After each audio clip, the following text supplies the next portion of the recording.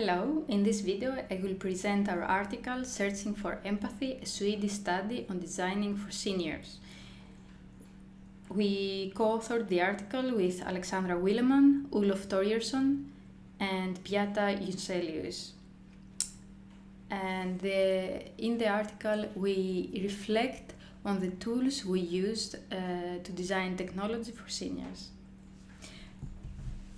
My name is Vasiliki Mylonopoulou. I am originally from Greece, where I studied computer engineering, and then I moved to north of Sweden in Umeå to study human-computer interaction at the University of Umeå.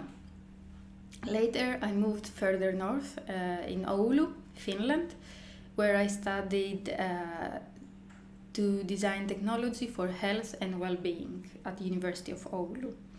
8 years in the north, I enjoyed the weather, but it was time to move south to Gothenburg, and I started working about a year ago at University of Gothenburg in the Applied IT department in the division of human-computer interaction. One of the projects that I started working was Digital Seniors, a project that aimed to understand how we can design gracefully adaptable interfaces for seniors. The project has started a year before I joined, and the multidisciplinary team had already gathered some tools from the different disciplines that could help them design this, could help them explore the adaptable interfaces. So my role there was to go through all the tools and create a tool case of all the lessons learned, methodologies, frameworks that they exist, even ready-made personas and the data that they were collected to describe the users. For having so the point was that to use this tool case for having a basis on a research,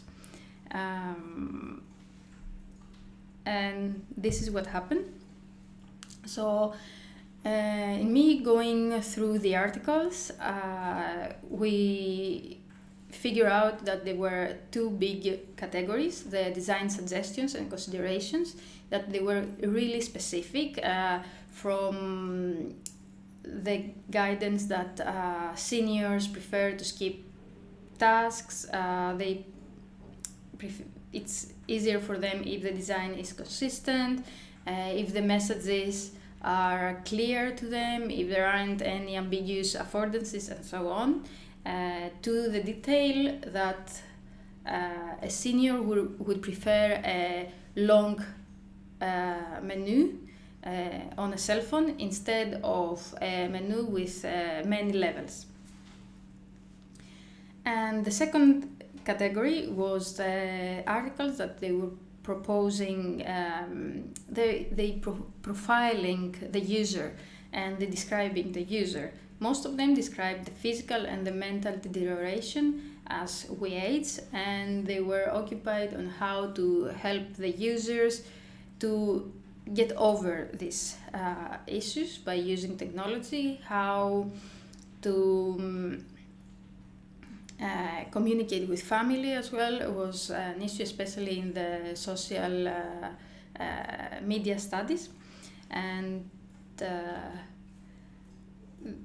there were some articles as well that they were profiling the seniors that already use technology in order to understand their characteristics. So I was going through these articles and the theory, and oftentimes I like to work to a quiet and cozy cafe, so I will have access to unlimited chocolate. So one of these days that I was working in one of these cozy cafes, I noticed that it stopped being quiet after a while, and that there were a lot of people inside the cafe. And I looked outside of the window and I saw that there was snow. And this was the snow that I was used to in the north, but it was actually this much of snow. So it was a couple of lakes that make the people panic and get into the first cafe they could find in order to protect themselves. So some of them drank some coffee, some others just sit there and waited. One of the people that I noticed inside the cafe was a senior that took out his cell phone and browsed in something that looks like Facebook. It may not be Facebook, but it looks like it. And we can see in the picture that he is browsing using one hand. I cannot browse on my cell phone. I need to use two hands. And then I saw another lady. She had some help on walking, and I made an instant relation to her, and I was kind of, okay, if I walk that slow, I won't be able to do anything. I will be really frustrated. And then I start reflecting back and say, okay, if I was slower, for me it would have been a change over a day, but for her it's a longer period of time. It's like a natural continuation of her life. So it's her daily life. And it reminded me of a TEDx talk that I saw. You can see the link in the comments of the video. That it was a young lady who had only one arm, and she explained that oftentimes people ask her, how is it to live with one arm? And it was a pretty difficult question for her, so she asked back, how is it to live with two arms? And I can say that this is a pretty difficult question, because this is how we live. This is what we know. This is how we were born. And this is how we grow up, and this is how we get older. So back to the research. We did a couple of workshops and that I was present, and there were some workshops that they were recorded and interviewed with some Swedish seniors. And although there were direct questions on how they feel with the technology, on the sense of if they have difficulties on clicking different options on their cell phone and so on, they said, well, I do have shaky hands, but I use a pen, and I have bad vision, but I'm using glasses.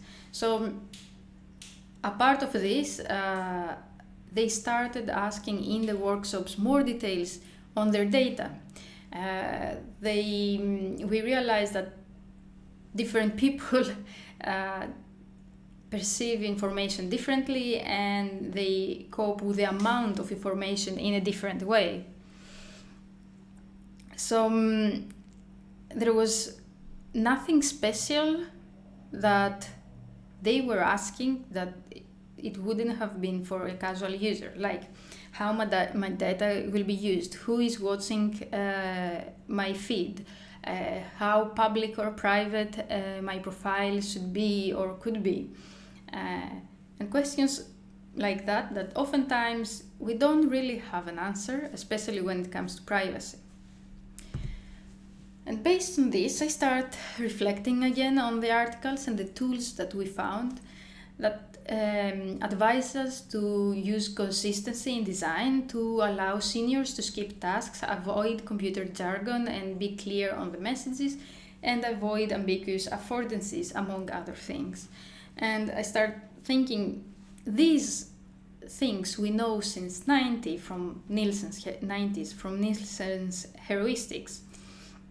So why these are special to the seniors? Is it that we are spoiled? Is it that we train the users to find themselves solution on not that good design?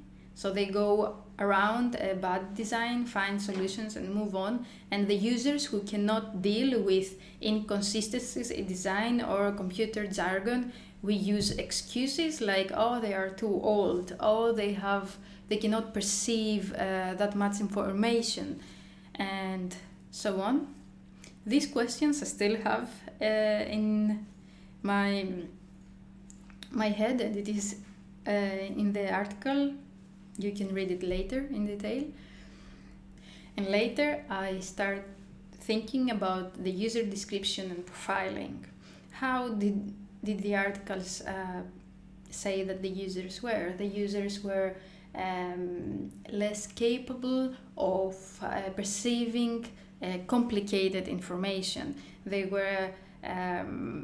had worse eyesight. They had less stable hands, but in the end, less stable hands than whom, worse eyesight than in relation to whom. And I realized that we compare them somewhere with any visible image. They start thinking that we compare the seniors with a young, healthy, able body, and we find the things that a young, healthy, able body will find as an issue, we transfer them as an issue to the seniors. So the one takeaway message is that the theory shaped the practice, and the practice theory. In this case, if the tools that we design drive the practice to think about the deficiencies of the senior population in relation to the younger population, then the design will be focused on these deficiencies, and they will not focus on the user's needs, wishes, and values. So we have to rethink what the tools that we design and what they promote, so the practitioners and the researchers who use these tools do not perpetuate stereotypes that may harm the users or may not be relevant to the users. Thank you.